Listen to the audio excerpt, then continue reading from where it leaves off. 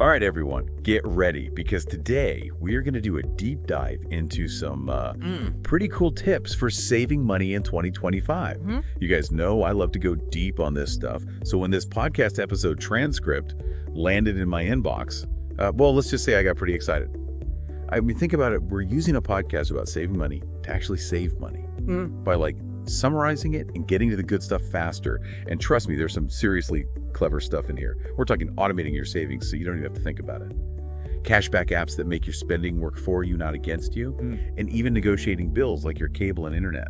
Ooh, I saw that part about DIY projects. It seems like everyone's getting into that these days. Like the whole maker movement is really taking off. Yeah, for sure. Resourcefulness is definitely having a moment. But before we get to all that, the podcast starts at the basics. Budgeting. They actually call your financial GPS, which I thought was a pretty good analogy. It's funny because most people think of a budget as just like tracking your expenses. But it's so much more than that. When you have a clear picture of your finances, it can really reduce stress. It's like having that peace of mind knowing where you stand. Totally. And there's so many tools out there to help you budget these days, like Mint YNB, even just a simple spreadsheet. The key is finding what works best for you. Right. No one-size-fits-all approach here. But once you've got that budget in place, they suggest automating your savings, which I am a huge fan of. Just set it and forget it, It's brilliant because it takes the temptation out of the equation. You're saving before you even have a chance to spend the money. And did you see that thing about Roundup apps? Oh, yeah? Where they save your spare change digitally? I haven't tried that yet, but yeah, it sounds super easy. It's a really clever way to save without even thinking about it. Okay, let's move on to food and lifestyle. This is where I really started to get into it. They talk about meal prepping, which is something I've been trying to do more of, not just to save money, but because it kind of forces you to be more mindful about what you're eating. Absolutely. It's about planning ahead and making healthier choices. Plus, you're reducing food waste, which is always a good thing. And they even mentioned some apps that can help, like Mealam and Yumly. Those are great resources for finding recipes and streamlining the whole process. Okay, now this next one I might need some help with. Canceling unused subscriptions. Oh, I know what you mean. I am so guilty of signing up for things and then completely forgetting about them. It happens to the best of us. Especially with all the digital services out there these days. They recommend using a subscription audit service. A what? A subscription audit service, like Truebill or Rocket Money. They can help you track all those recurring payments and cancel the ones you don't use. Oh, wow. That sounds like a lifesaver for my bank account. It can really make a difference. Okay, moving on to a tip that I think makes a lot of sense. Switching to energy-efficient appliances. It's a win-win. You save money on your energy bills, and you're being more environmentally conscious. Exactly. And with energy costs going up, it's a smart long-term investment. They highlight the Energy Star label as a good indicator of efficiency. Oh, yeah, that's a good point. And of course, there are all the classic energy-saving tips, too, like LED light bulbs and unplugging devices when you're not using them. But get this, they also talk about cashback and rewards programs. Which can be really great if you use them strategically. Yeah, it's like getting paid to shop. Well, not exactly, but it's a way to make your spending work for you. Right. Like Rakuten Honey Ibotta. Yeah. These apps give you cash back on purchases you're already making. Just make sure you're using credit cards responsibly. Yes, definitely. Don't overspend just to chase rewards. And always pay off your balance each month to avoid interest charges. Good point. Now, speaking of savvy shopping, they also recommend considering generic brands. Have you noticed how sometimes there's barely any difference in quality compared to the name brand stuff? It's crazy how much we're influenced by branding and marketing. It really makes you think. Oh, and here's another one that I love shopping secondhand. It's like a treasure hunt. Exactly. And you can find such amazing deals. Plus, it's so much more sustainable. Right, like we're giving those items a second life. They mention platforms like Poshmark and ThredUp. But don't forget about your local thrift stores and garage sales. Those are always fun. And speaking of getting hands-on, they have a whole section on DIY projects. It's amazing what you can learn to do yourself these days. I know. Thanks to YouTube tutorials, I feel like I can fix just about anything. It's empowering, right? Totally. And it can save you so much money. Now let's talk about a topic that can be a bit more challenging. Debt consolidation. Yeah, this is where things get a little more serious. The idea is to bundle all your high-interest debt into a single loan with a lower interest rate. Which can save you money in the long run. But it's important to do your research and seek professional advice. Definitely don't make any big decisions without understanding the full picture. Okay, shifting gears again, they talk about transportation costs. Which are definitely on the rise these days. Public transportation and carpooling are the obvious solutions. Especially with the environmental impact to consider. Right, plus less traffic, and maybe you even make some new friends carpooling. But here's a tip that I bet a lot of people don't even think about. Oh, really? I'm all ears. Negotiating your bills? Well, you could do that. You'd be surprised how many service providers are open to negotiation, especially if you're a loyal customer or you have competing offers. Wow, I never thought about that. Okay, now on to a topic that I personally struggle with. Impulse purchases. Oh, we've all been there. It's so easy to get caught up in the moment and swipe that credit card. They recommend the 24-hour rule. Meaning? If you're thinking about buying something non-essential, wait 24 hours before making the purchase. That's a good idea. Gives you time to really think about it. And often you'll find that you don't even want it anymore. True. And speaking of being prepared, they also emphasize the importance of an emergency fund.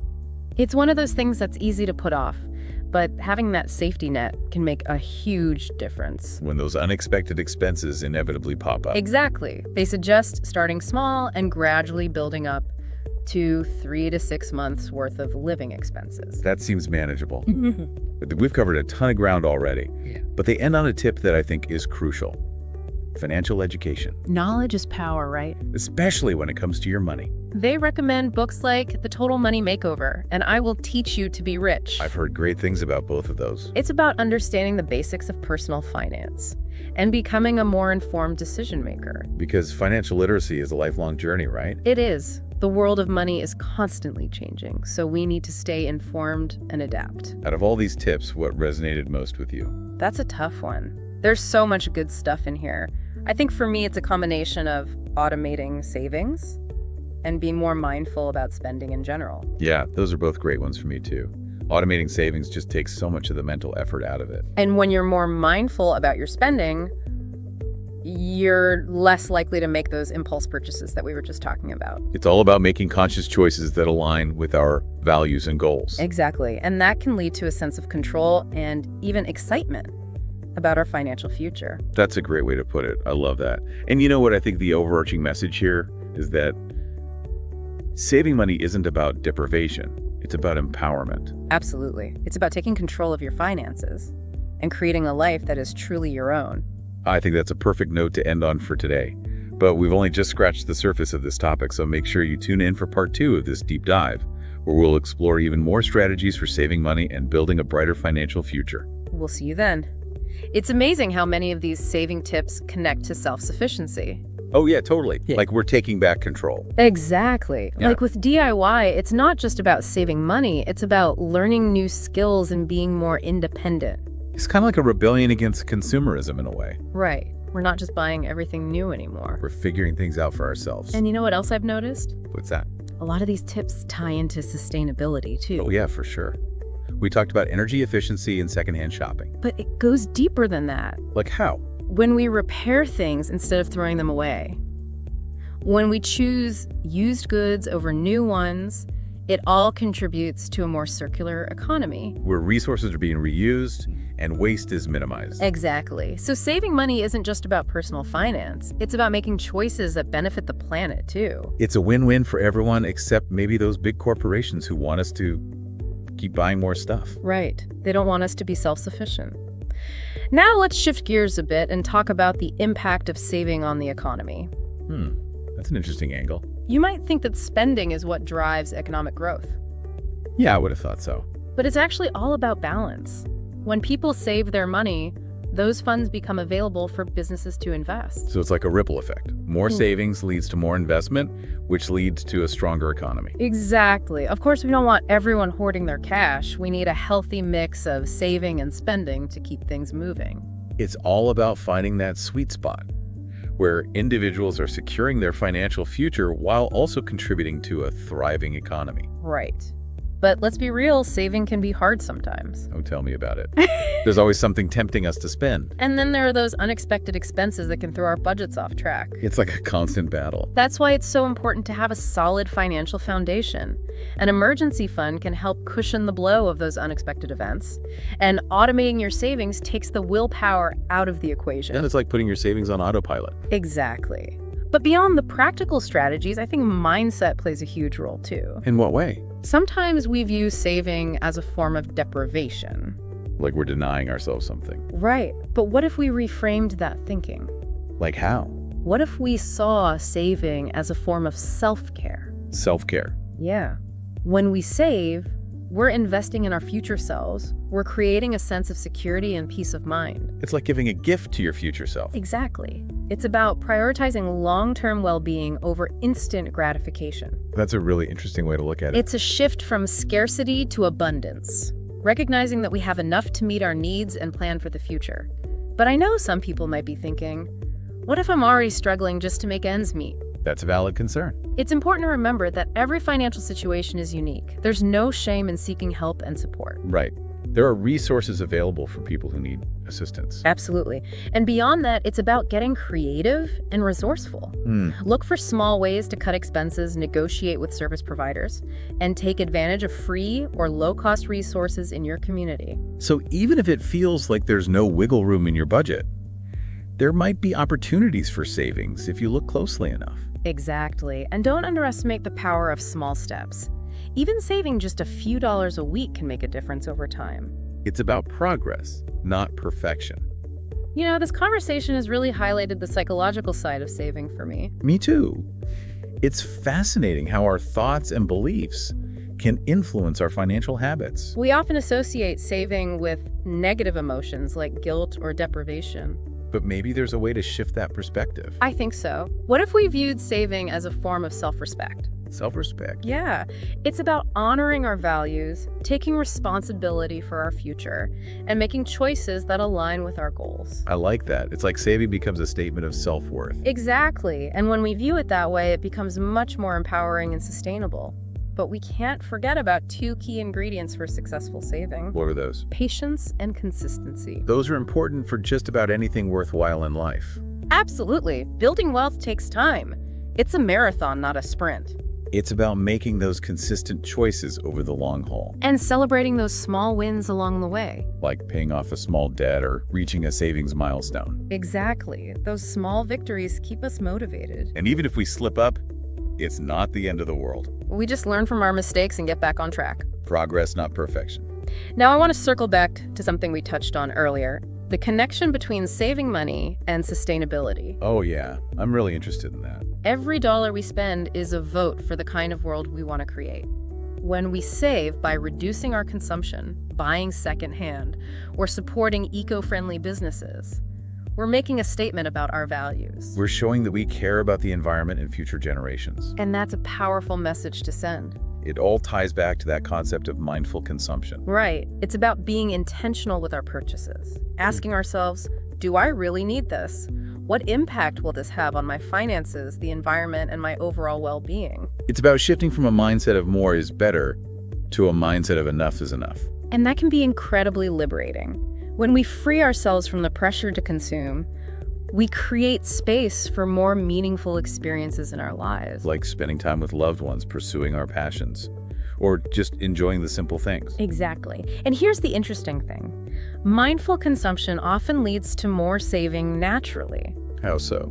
When we're more thoughtful about our purchases, Yeah. we're less likely to make impulse buys or waste money on things we don't truly need. It's like a positive feedback loop. Mindful consumption leads to less spending, which leads to more saving, which leads to more financial freedom and peace of mind. Exactly. And it all starts with that shift in perspective, viewing saving not as a sacrifice, but as an act of self-care, a contribution to a better world, and a path to greater freedom and fulfillment. I've noticed something as we've been talking about these saving tips. Oh, what's that? It seems like resourcefulness keeps coming up. Yeah, I see what you mean. It's not just about spending less, but about using what we already have in smarter ways. Like that whole DIY thing. It's not just about saving money on repairs, it's about that feeling of accomplishment you get when you do something yourself. Right, it's about being more self-reliant. And meal prepping, negotiating bills, those are all about resourcefulness too. It's like we're turning limitations into opportunities. I love that. Instead of feeling stuck, we start to see all these possibilities. And when you become more resourceful, you start to appreciate what you already have more. Oh, definitely. When you put effort into something, you value it so much more. Like cooking a meal from scratch or finding a creative solution to a problem. It's about being intentional and mindful. We're not just consuming mindlessly anymore. We're making conscious choices. I think that's a really powerful takeaway from this deep dive. Saving money isn't just about being frugal. It's about cultivating a mindset of gratitude, resourcefulness, and mindful living. It's about recognizing the abundance that already exists in our lives and finding creative ways to make the most of it. And that mindset can have a ripple effect on so many areas of our lives. Not just our finances, but also our relationships, our communities, and even the planet. So as we wrap up this exploration of saving tips, I want to leave you with one final thought. Embrace your inner resourcefulness. Don't be afraid to think outside the box. Find creative solutions and tap into that ingenuity that we all have within us. Remember, saving money is not about deprivation. It's about making choices that align with your values and empower you to live a richer life. And that's a wrap on this deep dive into saving money in 2025. We hope you feel inspired and empowered to take control of your finances and create a future filled with abundance and possibility. The path to financial well-being is a journey, not a destination. There will be ups and downs along the way, but every step you take towards mindful spending and creative saving is a step towards a life that is truly your own. Keep learning, keep growing, and keep exploring the possibilities that come with mastering your money. Until next time, happy saving.